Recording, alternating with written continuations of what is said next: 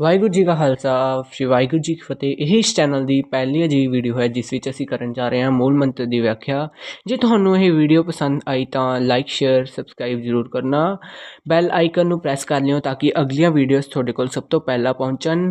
ਇਹ ਵੀਡੀਓ ਪਹਿਲੀ ਗੁਰਬਾਣੀ ਵਿਆਕਰਨ ਦੀ ਵੀਡੀਓ ਹੈ ਇਸ ਚੈਨਲ ਦੀ, ਇਸ ਲਈ ਆਪਾਂ ਇਸ ਵੀਡੀਓ ਨੂੰ ਡੇ 1 ਆਫ ਗੁਰਬਾਣੀ ਵਿਆਕਰਨ ਕਹਿ ਸਕਦੇ ਹਾਂ।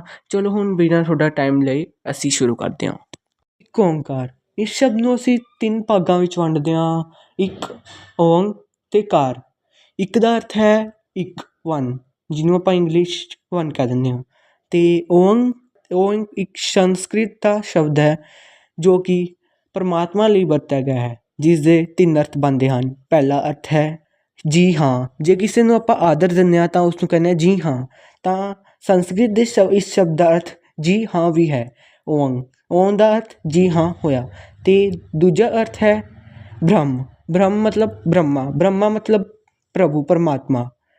ਤਾਂ ਇਸ ਦੇ ਵਿੱਚ ਆਪਾਂ ਨੂੰ ਪਰਮਾਤਮਾ ਦਾ ਜ਼ਿਕਰ ਕੀਤਾ ਗਿਆ ਹੈ, ਜਿਸ ਕਰਕੇ ਗੁਰੂ ਸਾਹਿਬ ਨੇ ਸਭ ਤੋਂ ਪਹਿਲਾਂ ਇੱਕ ਲਗਾਇਆ ਹੈ, ਜਿਸ ਦਾ ਅਰਥ ਬਣਦਾ ਹੈ ਪਰਮਾਤਮਾ ਇੱਕ ਹੈ। ਉਸ ਤੋਂ ਬਾਅਦ ਤੀਜਾ ਜਿਹੜਾ ਭਾਗ ਹੈ ਉਹ ਹੈ ਕਾਰ ਇੱਕ ਸੰਸਕ੍ਰਿਤ ਦਾ ਪਿਛੇਤਰ ਹੈ, ਮਤਲਬ ਸ਼ਬਦਾਂ ਦੇ ਪਿੱਛੇ ਲੱਗਣ ਵਾਲਾ ਹੈ, ਜਿਵੇਂ ਧੁਨੀਕਾਰ ਅਤੇ ਸੰਸਕਾਰ, ਹੋਰ ਵੀ ਬਹੁਤ ਸ਼ਬਦ ਹਨ।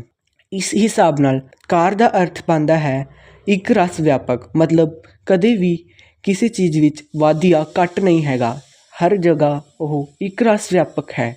ਤਾਂ ਇੱਕ ਓਂਕਾਰ ਦਾ ਅਰਥ ਬਣਦਾ ਹੈ ਉਹ ਪਰਮਾਤਮਾ ਇੱਕ ਹੈ ਅਤੇ ਸਭ ਵਿੱਚ ਇੱਕ ਰਸ ਵਿਆਪਕ ਹੈ। ਇਸ ਤੋਂ ਬਾਅਦ ਆਪਣੇ ਕੋਲ ਆਉਂਦਾ ਹੈ ਸਤਨਾਮ, ਜਿਸ ਦਾ ਅਰਥ ਹੈ ਪਰਮਾਤਮਾ ਸੱਚਾ ਹੈ। ਸਤ ਸੰਸਕ੍ਰਿਤ ਦਾ ਸ਼ਬਦ ਹੈ ਜੋ ਕਿ ਸੱਤਿਆ ਤੋਂ ਲਿਆ ਗਿਆ ਹੈ, ਇਸ ਕਰਕੇ ਸਤਨਾਮ ਦਾ ਅਰਥ ਬਣਿਆ ਹੈ ਹੋਂਦ ਵਾਲਾ। ਪਰਮਾਤਮਾ ਹੋਂਦ ਵਾਲਾ ਹੈ, ਉਹ ਕਦੇ ਮਿਟਾਇਆ ਨਹੀਂ ਜਾ ਸਕਦਾ। ਇਸ ਤੋਂ ਬਾਅਦ ਆਉਂਦਾ ਹੈ ਕਰਤਾ ਪੁਰਖ। ਕਰਤਾ ਅਤੇ ਪੁਰਖ ਦਾ ਅਲੱਗ ਅਲੱਗ ਮੀਨਿੰਗ ਹੈ। ਕਰਤੇ ਦਾ ਅਰਥ ਹੈ ਕਰਤਾਰ, ਮਤਲਬ ਇਹ ਸ੍ਰਿਸ਼ਟੀ ਉਸ ਕਰਤਾਰ ਨੇ, ਪਰਮਾਤਮਾ ਨੇ ਬਣਾਈ ਹੈ, ਉਸ ਤੋਂ ਹੀ ਸਾਰੇ ਜੀਵ ਪੈਦਾ ਹੋਏ ਨੇ।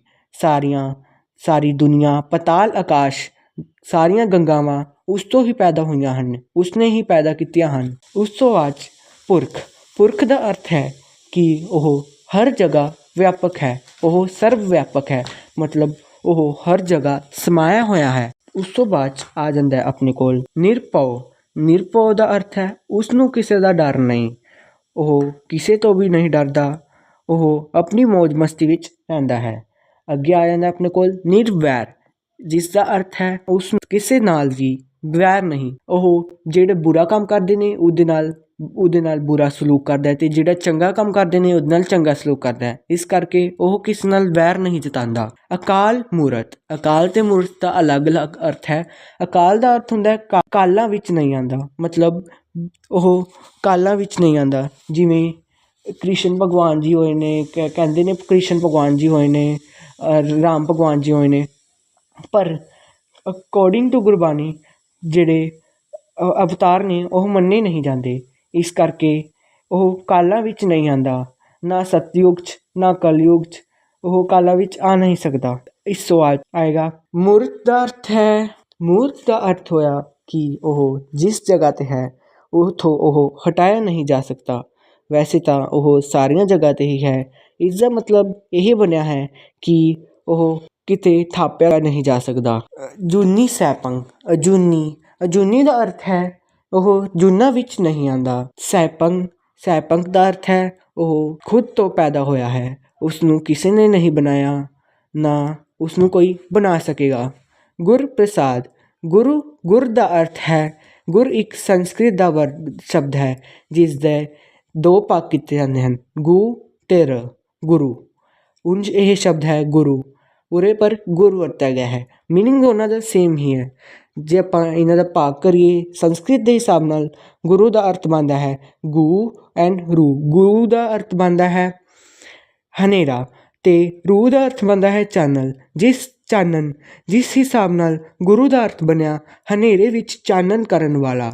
ਅਤੇ ਅੱਗੇ ਹੈ ਪ੍ਰਸਾਦ ਦਾ ਅਰਥ ਹੈ ਕਿਰਪਾ, ਮਤਲਬ ਇਸ ਦਾ ਅਰਥ ਹੋਇਆ ਗੁਰਪ੍ਰਸਾਦ ਦਾ ਅਰਥ ਹੋਇਆ ਗੁਰੂ ਦੀ ਕਿਰਪਾ ਨਾਲ।